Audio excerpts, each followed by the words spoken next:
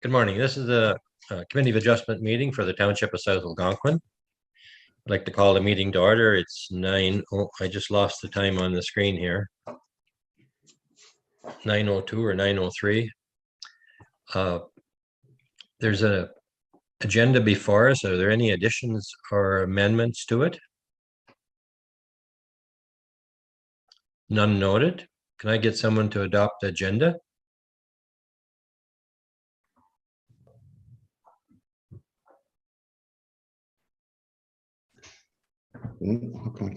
I'll move the motion to adopt the agenda, Richard. Thank you. Can you get a second? Seconded by moved by Councillor Florence, seconded by Councillor Harper. Does anyone have a pecuniary interest to disclose? None noted. The minutes before of the previous meeting were circulated. I'm not sure whether we're going to pull them up here or not, but does anybody have any corrections or additions to them?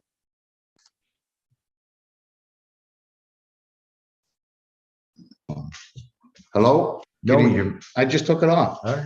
It's Kevin. Hello? yes.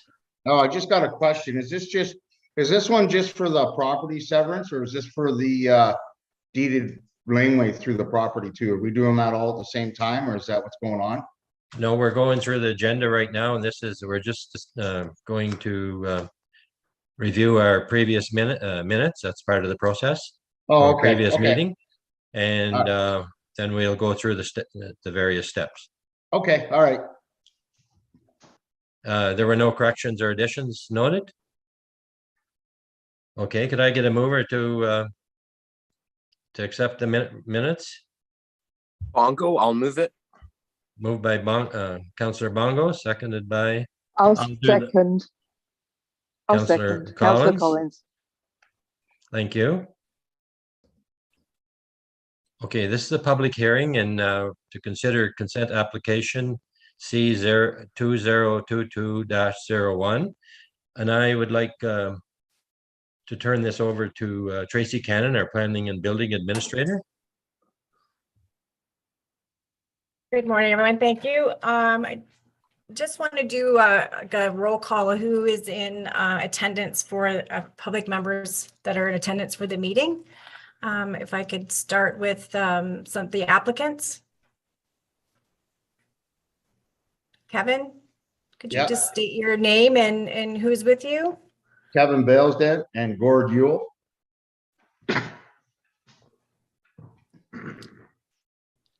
Okay, and Ms. Taylor, I see you're online as well. You'll be representing for both parties today?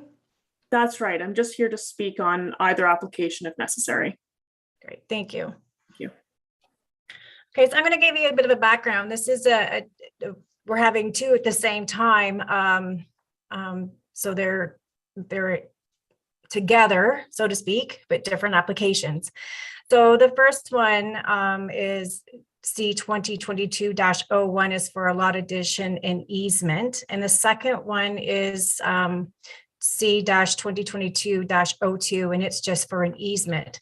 And Brian, if I can get you to go to page 8 of the agenda, and there's a map that describes, it's pretty good to describe what is going on here. So what's happening is both properties are at the end of Wolf Lake Lane, and there's going to be a lot addition to the blue property on your screen, which is the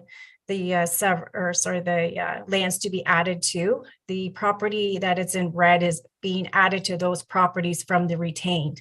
And in doing so, they've requested an easement to go over both pieces for access reasons to the retained lands. So I will go back after that has been explained. I will go back and we'll do the public hearing for the C-2022-01. So Brian, if I can get you to go to page 7, and then we'll start that one.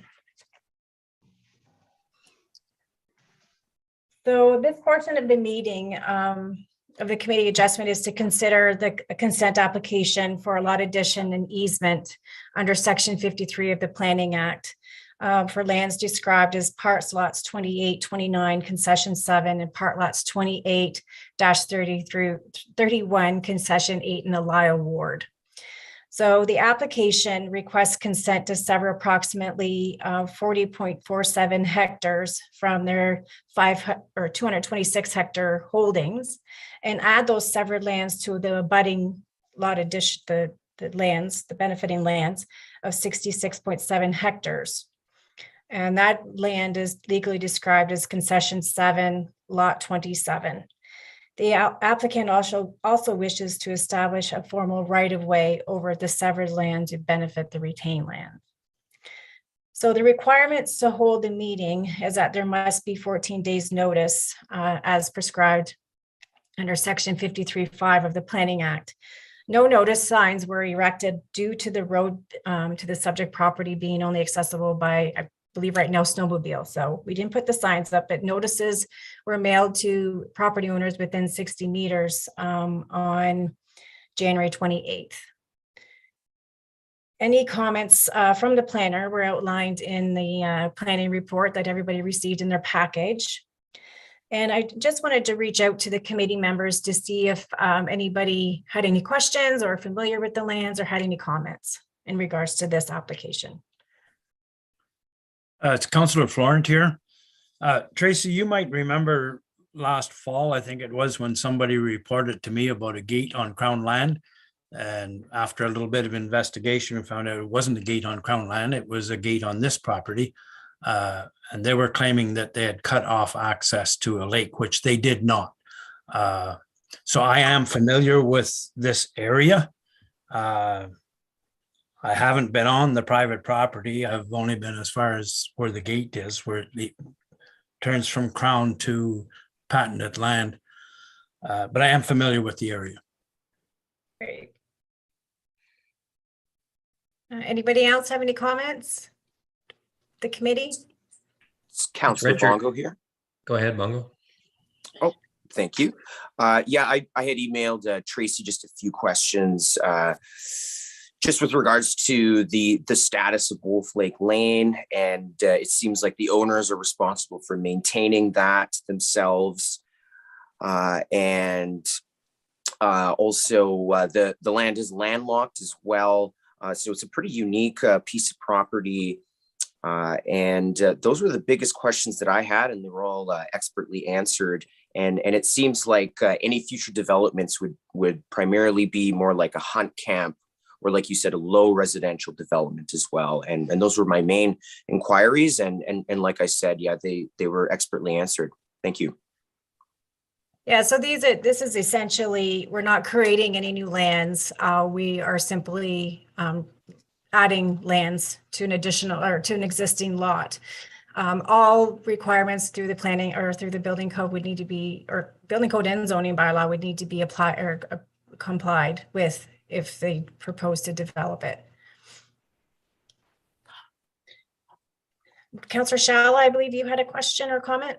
No question. I'm familiar with adjacent property owners to this property, and so I'm familiar with the area in a sense. It's certainly a rural area and a very nice location. So anyway, that's all I have to say. Great, thank you. Anybody else? Okay, we'll move on.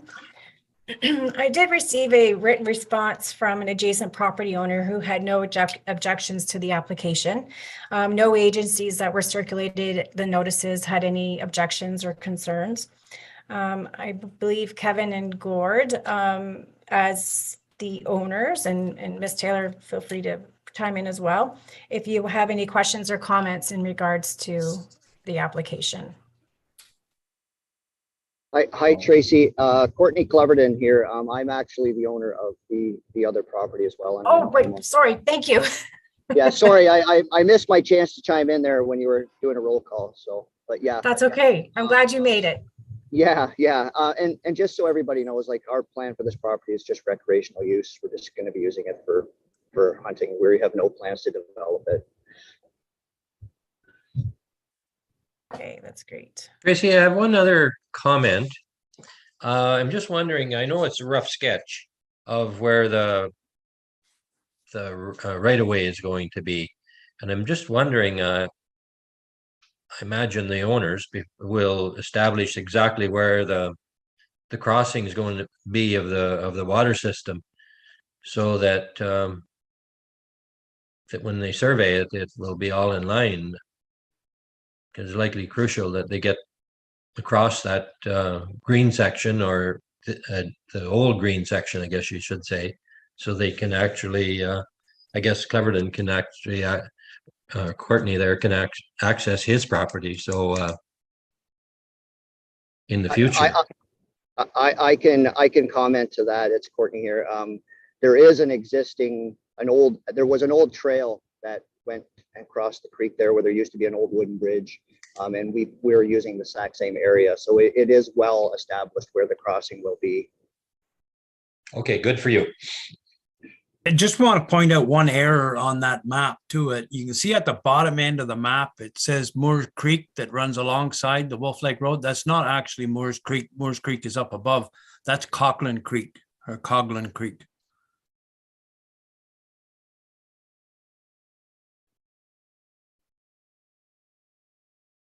Great. Does anybody else have any comments? Oh, okay, we'll move on. Any more comments from the committee on? Hearing none.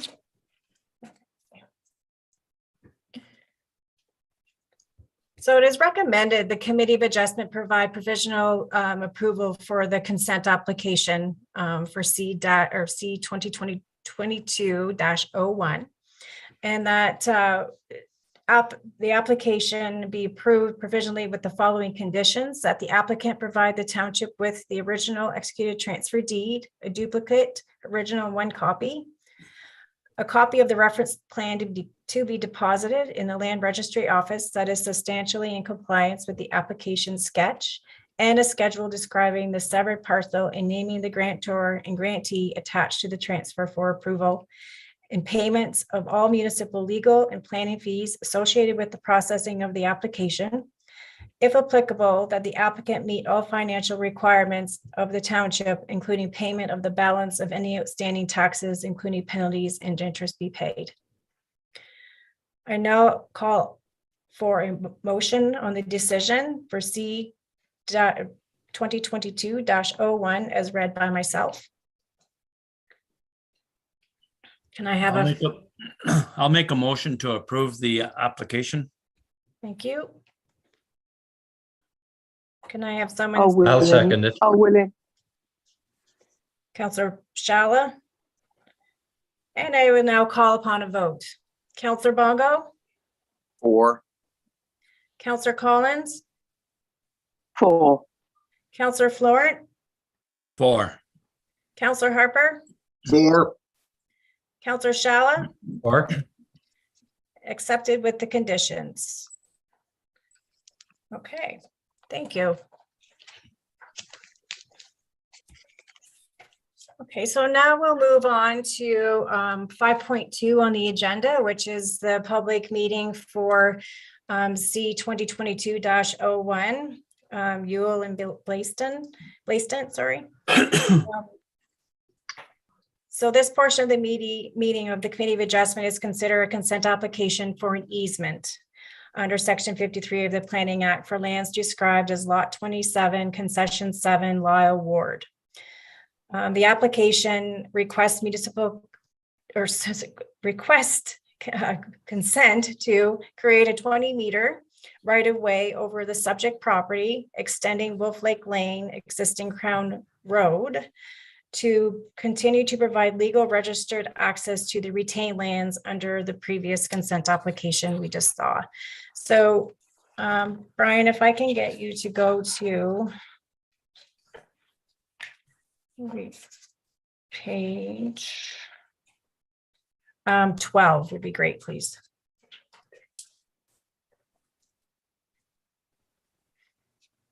So as shown on the previous map, with the lot addition in there, it doesn't show it here, but this is basically the easement that'll go across. It'll connect into the easement that was on the severed lands and then carry on to the retained lands. And the requirements to hold a meeting is the 14 days notice. No notice signs were erected due to the road to the subject property not being accessible in the winter. And the notices signs were also mailed on to property owners within 60 meters on January 28th. Comments from the planner are outlined in the report. And do any committee members have any comments on this application? The only comment I would like to make is that this is actually, I never measured it, but I would say it's at least 10 kilometers from this property out the Wolf Lake Road to Highway 523. And it's essentially a logging road. So it's at the whims of the weather, whether it's able to be drove on or not. Sometimes it's washed out, sometimes it's not. Actually, it's in pretty good shape right now because the loggers were just in there, but it will deteriorate as the use goes down. So I just want to make sure that everybody is aware that the township would not be responsible for any maintenance whatsoever on that because it is a lane. That's correct. Yeah. So it'd be the responsibility of the users of Wolf Lake Lane or the property owners to maintain that. The township will not go in there and maintain it. Parts of that road is also ATV trail and or snowmobile trail in the wintertime. Mm-hmm. Any other comments?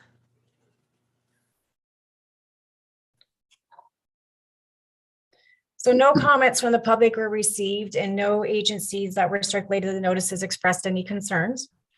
Mr. Ewell and Mr. Balesden, do you have any comments? Yeah, so I guess my main concern about this easement is say Courtney ever goes to sell the property down the road and we come into some conflict with the guy who buys the property and he turns out he's a real ass, I guess is the way to say it. So what happens then? Are we able to take that back, or is this just is this done deal if that property is no longer ours, or how does this work? That's mine. I just want to understand how it all works, really. I think that's a great question for Adrian. Would you like me to address it now, or Kevin and Gore, we can talk later, whatever you prefer? Well, we can talk later too. It doesn't matter really. Or now, doesn't matter. I don't care. Get it over with. Okay, so the property is yours. You will continue to own that entire piece of property. The right of way is just the neighboring property's right to use that lane. And that right of way will exist with the property, not with the owners. So it will continue to exist after you sell the property, after Courtney sells the property. So no, you would not be able to ever put a gate up and block anyone's access or the access of the neighboring owner, even if you didn't get along. So it's just their right to use the property. But again, it's still yours. Okay, so I guess my concern is that Courtney and them guys are fine. They're pretty decent guys in that, but I'm just worried, I don't know if he'll sell it, whatever. But is there some legal action I could take that if somewhere down the road, the guys that do end up buying that property or whatever are real, it's a big problem. Is there some legal way we could go about it or no? No, they have the right to use the right of way. They don't have the right to use any other part of your property. So they have the right to drive across that surveyed laneway, whether it's right on the logging road or you end up putting it somewhere else. I don't remember exactly if the drawing we have follows exactly the road, but it doesn't give them access to the rest of your property. It purely means that they can drive across that road to access their own. And you cannot take away that access to them once the easement is granted. Okay, all right, no, that's fine. Sorry, go ahead. This brings up another question in regards to maybe some agreements that maybe should be put on this so that both owners know what it's expected of both of them, who's going to maintain that easement, who's going to, if there's a tree down, who's responsible for cutting it. I don't know what thoughts are on that. I'm pretty sure that we're just gonna take care of it together, like it's no other him or me, all of us will be involved in taking care of it, I would think, I would hope so anyway. Yeah, we certainly will, I think Kevin, Gordon, and I have a pretty good relationship, so I don't see any issues, and we have no intention of selling the property. So I guess you never say never, but yeah, we've been working together pretty good up to this point, so I don't really see us having any issues going forward as far as maintaining the road in a joint fashion. And the respective road owners do have an obligation to keep the easement clear. So they would kind of, under their own obligations, be responsible for their own section of the right of way. Okay, so what you're saying is that me and Gord are responsible up to their property, and then their road is their problem type thing. That's right. Okay, no, that's fine, that works. And this would carry on to any future property owners, correct? That's correct. Okay, we're good, yep. I believe Mayor Dumas had a comment.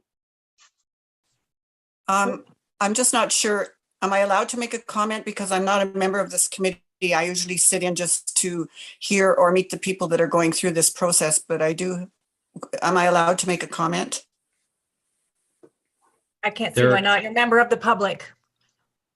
Okay, thank you.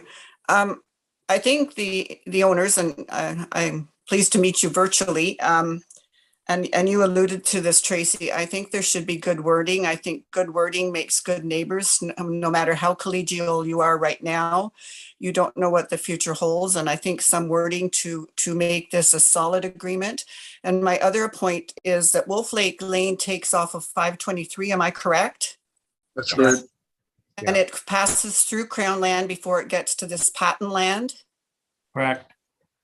And you know that we have lots of people coming into South Algonquin now that travel highway roads and go off on side roads. So this cannot be blocked when it comes off of 523 either. So I'm just saying to you, I have a laneway of 300 meters and I have people coming up my driveway. So once, we have great interest in South Algonquin, people are coming and looking, and just don't be surprised if others than yourself are using this road. I hear it's part of an ATV and a snowmobile trail, but as it goes into patent land off of Crown land, you think you should not expect to have people traveling that road. And I think, again, I agree. I think wording should be in there to make this a strong agreement amongst the neighbors for sure. Thank you. Thank you, Mayor Duma. Anybody else have any comments?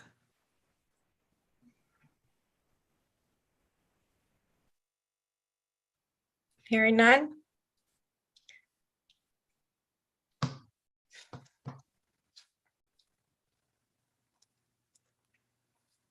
So I think the committee should maybe discuss if they feel that an agreement should be added as a condition to the application. I'm not sure it actually would go under both, I guess, because just thinking here, because it's going to apply to the other once the lands are transferred to the lot addition. So I think I don't know what the committee's thoughts are on that, or Adrian, if you can chime in on this as well, that would be great. I'm not sure, sorry, what kind of agreement we'd be looking at, kind of an agreement between the neighbors or agreement with the township about them not being responsible to maintain Wolf Lake Lane? Because that might be a good idea to include an agreement like that it's a private road and the township is not under any obligation to maintain up to the private property. But between the neighbors themselves, I'm not really sure what kind of agreement we would put on title to those properties. Essentially, if things do go they don't get along with who was doing wide on the road.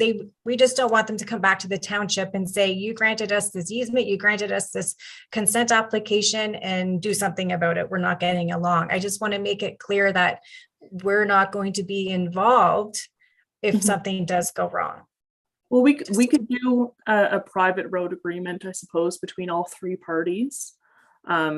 And then it can be registered on both properties, and just involving, I mean, between the neighbors, we can't really control what private citizens do, but I mean, we can remove the township's obligations with that agreement, which is probably the biggest concern for your behalf. That's correct, yeah. Do I have any committee members that would like to speak to that? I think these are, if I could, Tracy, it's Richard. I think these are pretty standard across our township, these easements. So, and many of them were formed prior to amalgamation and the townships being organized, so to speak. So I just feel that it's the responsibility when it stops at the property line. Our responsibility stops out at 523. And it's entirely up to them. And I don't think, even though it's an easement, I don't think I have the right to go across that green line if I'm ATVing. And I would assume that they would have a gate there. And someone can tell me whether I'm right or wrong, but I'd say the easement is between two properties, and what they do and how they maintain it, if they have a good relationship. And you know what, if you sort it all out before something happens between the two of them and it's put on title, I think that's the best in the long run. So that's all I have to say. I'm in complete agreement with Councillor Shala. It's only an easement. The easement only concerns the two property owners. It does not concern the public, and it does not grant the public right to travel on the private property. That's correct. Okay. And it's Councillor Collins here. I think we have to get away from these two people. I think the easement is on the pieces of property, not on the people. And once we go to land registry, and that is a registered right of way or a registered easement, it goes with the property, not particularly with the owners. And I think this is important. Once it's on the property, that there is an easement or a deeded right of way across it, then it stays with the property. Whether they sell down the road, whether or not they give it to relatives or people inherit from them, it stays with the property. And I think this is an important statement. It isn't really about the two people involved that own it at the moment. It's actually the lots of land as they stand. And one will have an easement across it for eternity once we've agreed to this today, if we do so. Thank you. Thank you. Councillor Bongo, did I see you have your hand up? Yeah, I did. It's a really good point, Tracy, because in my short time of being on council here for just over 3 years, there have been a whole bunch of times when private residents approach the township about problems between neighbors on private property, such as an easement situation like this. And it turns out that we actually don't have any control or jurisdiction over conflicts like that. So I think it's very important for all of the public to understand that, especially when easements like this are being created. And as Adrian stated, it is mainly something between the private residents. So I really do encourage the private residents. It sounds like you're excellent friends, although I don't think it would hurt anyways to have a private agreement amongst each other. Of course, in that case, should something happen in the relationship, then you have a written document to refer to, and above all else, if any of the properties are sold, then at least there is something written down that a new property owner could refer to as a starting list of agreement rules. But anyways, I'm excited for this application to go through, and it sounds like it's going to be really good for all parties. Okay, so I guess. Brian, do you Tracy? have any? Yeah, I was gonna Yeah, just go to I- you. Do you have any comments? Because with your past Yeah, and I, experience? yeah, no, I think Adrian's kind of hit the nail on the head with this one. It is very common as conditions of consent where private laneways are created or acknowledged and recognized on title, that there be a private roads agreement created.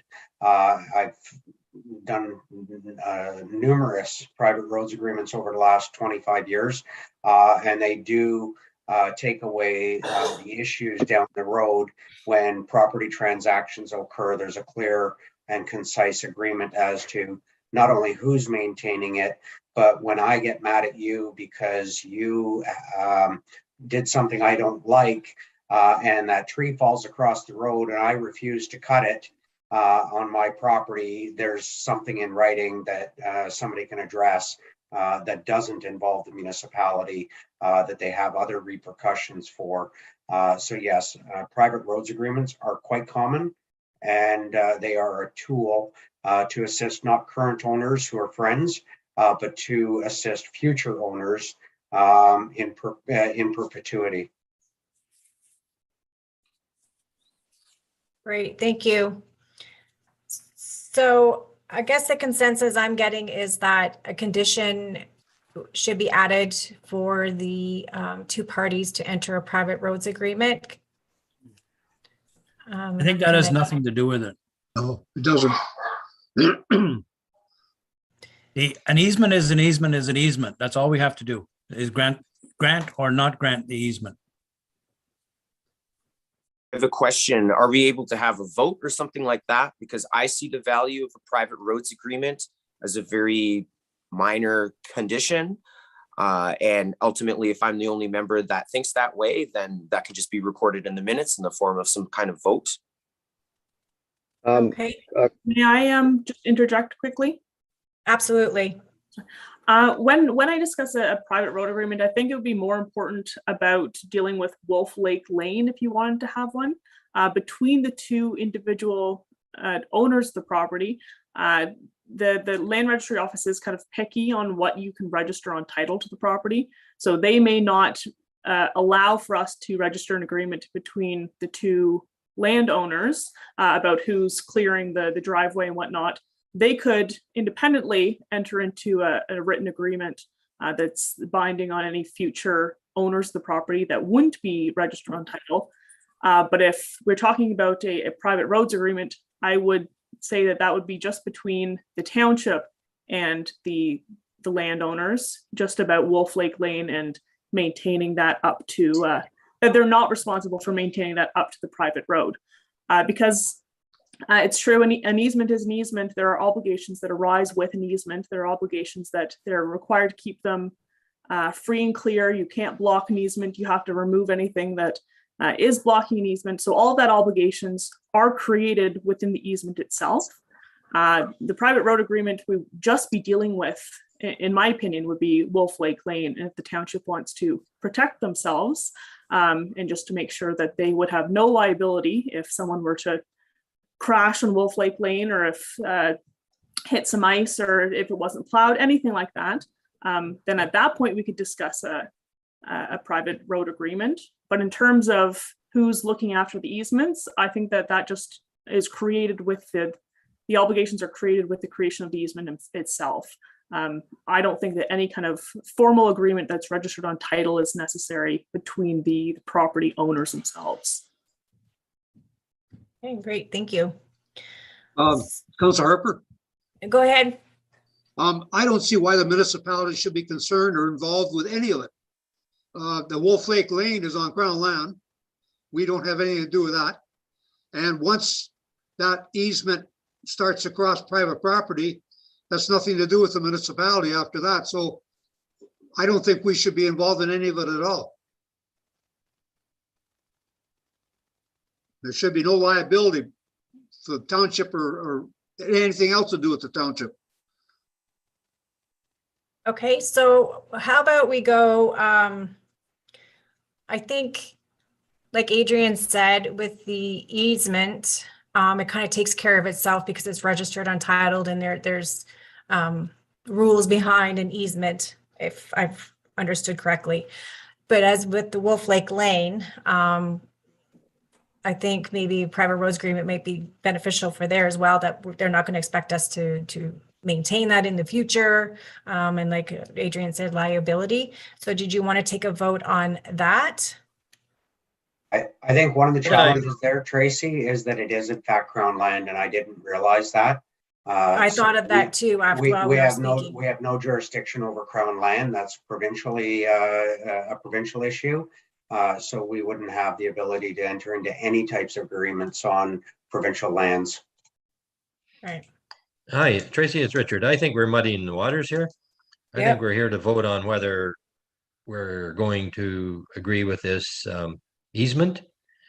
And the rest of it doesn't bother us. There's a whole number from what you've just mentioned of parties involved. Here's the MNRF, there's the Snowmobile Club, there possibly there's even an ATV association. So I don't think we want to get involved as a township at all. So I think we're just here to vote on this, whether we're going to agree with this easement and move forward.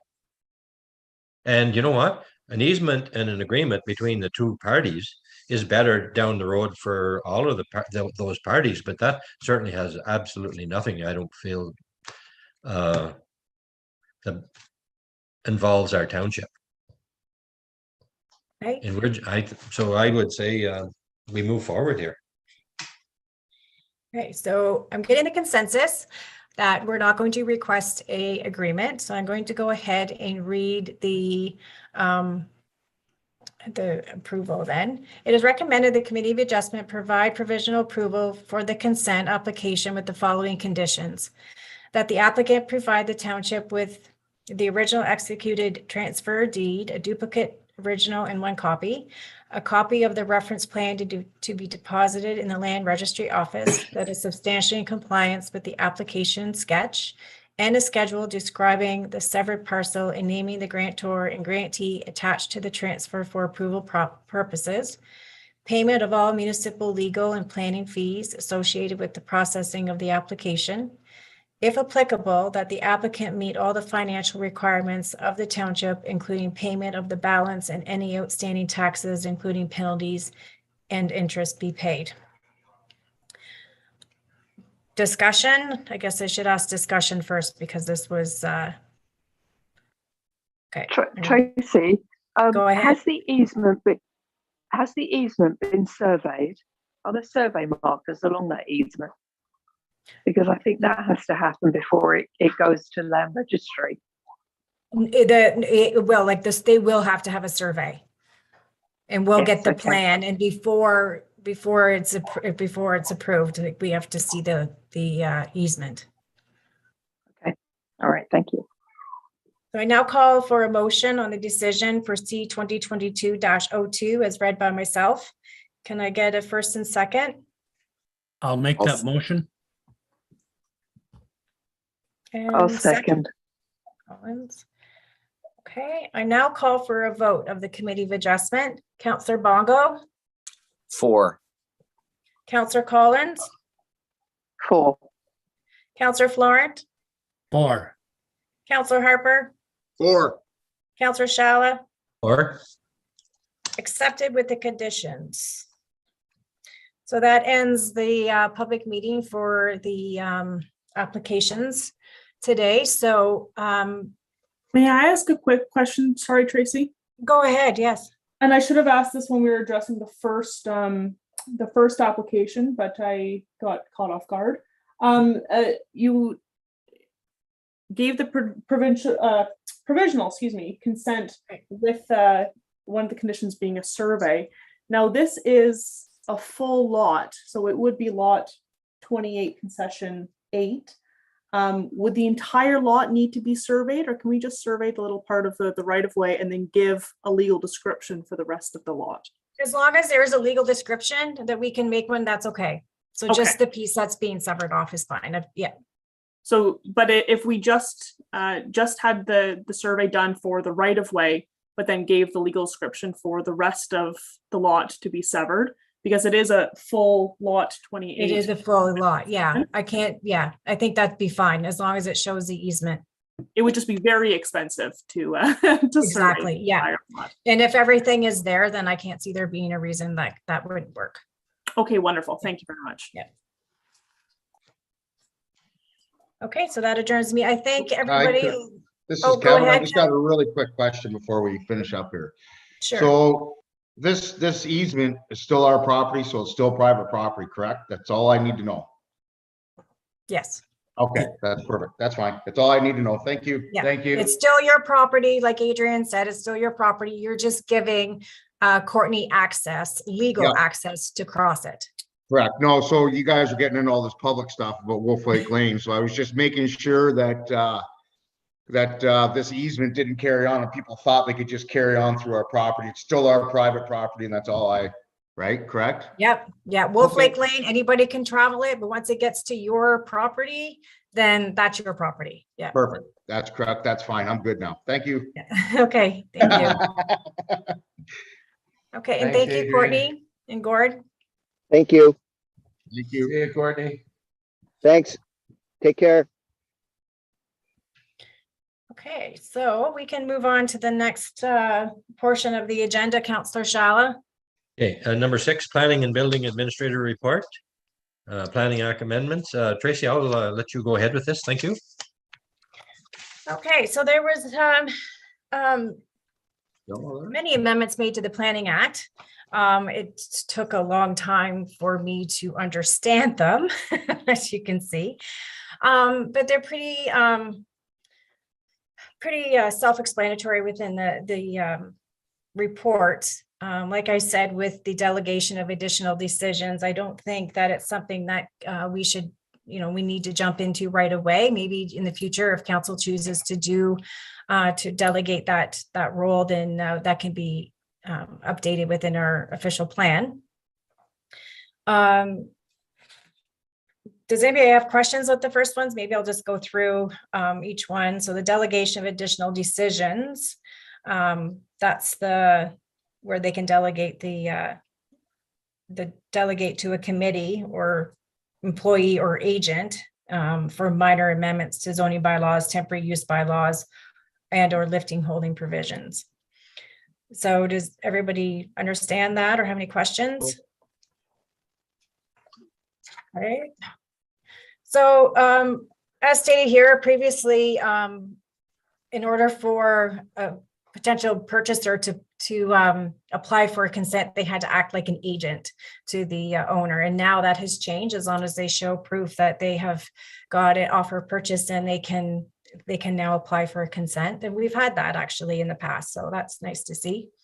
They've upped the notice of decisions for consents have to be now done for 2 years instead of 1 year. I think the province is seeing that people are having a hard time getting surveyors to come in and for applicants to satisfy the conditions that's given by the committees.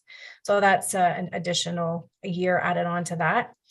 So like I said, we had 2 that were done after November 2nd. So I've notified them of the extension. I don't think they're going to need it. They're pretty eager to get them completed. So, but they have that time if required. So the merging of lands is kind of confusing.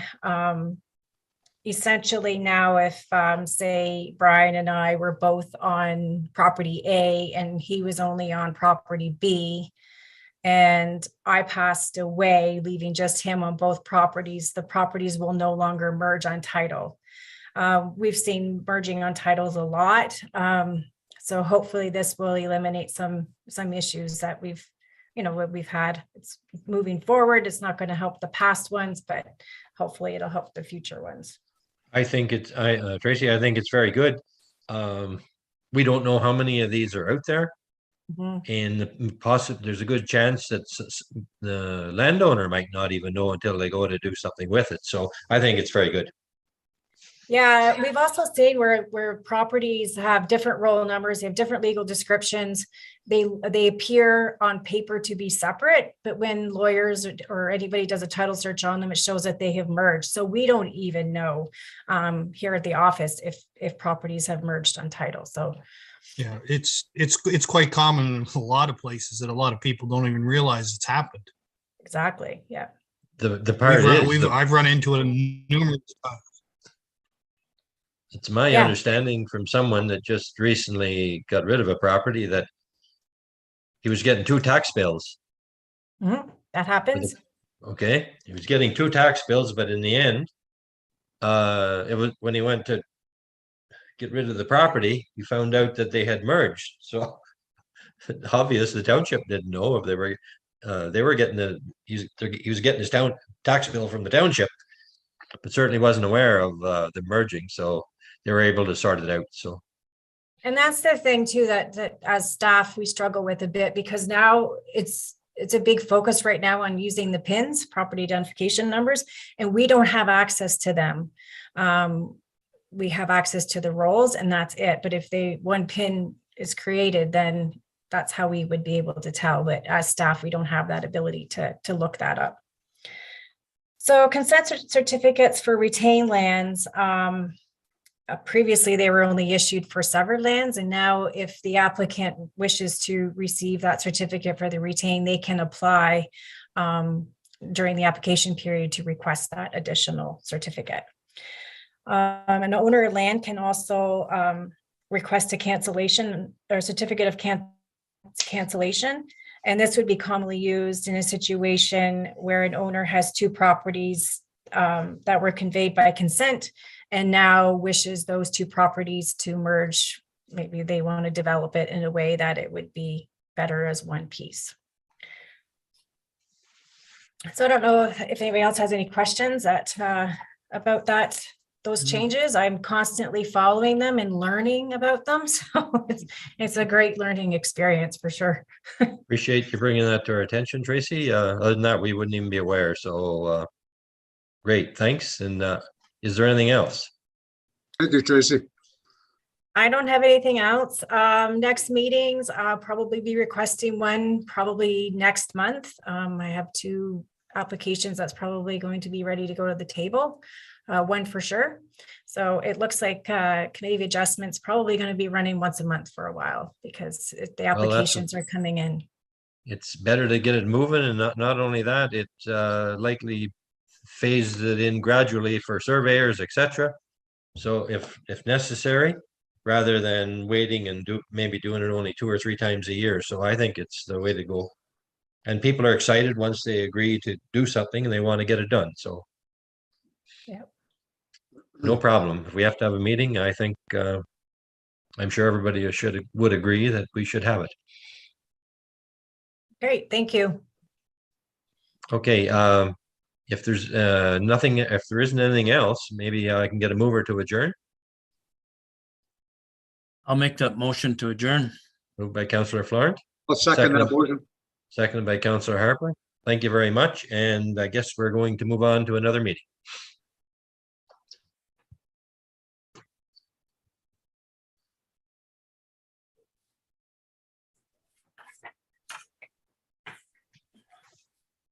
Can we take a couple-minute break here? Yep.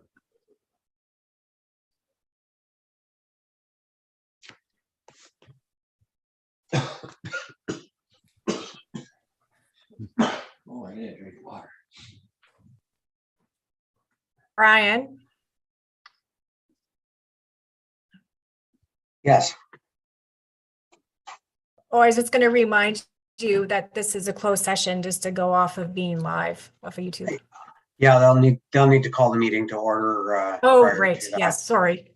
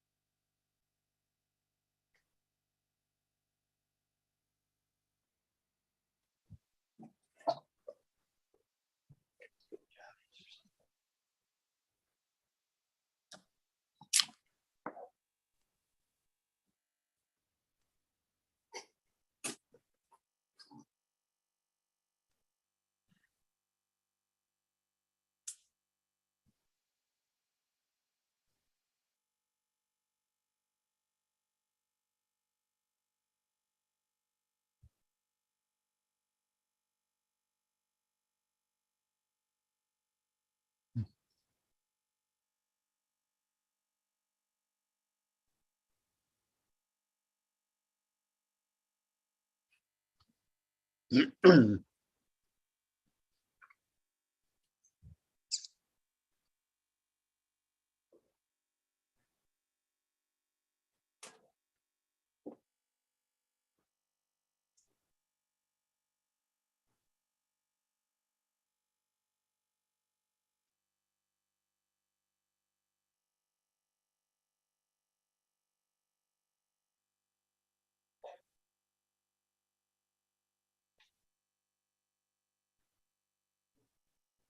I actually ask what we're waiting for here, Brian? Am I supposed to be chairing this, or are you going to introduce this for us?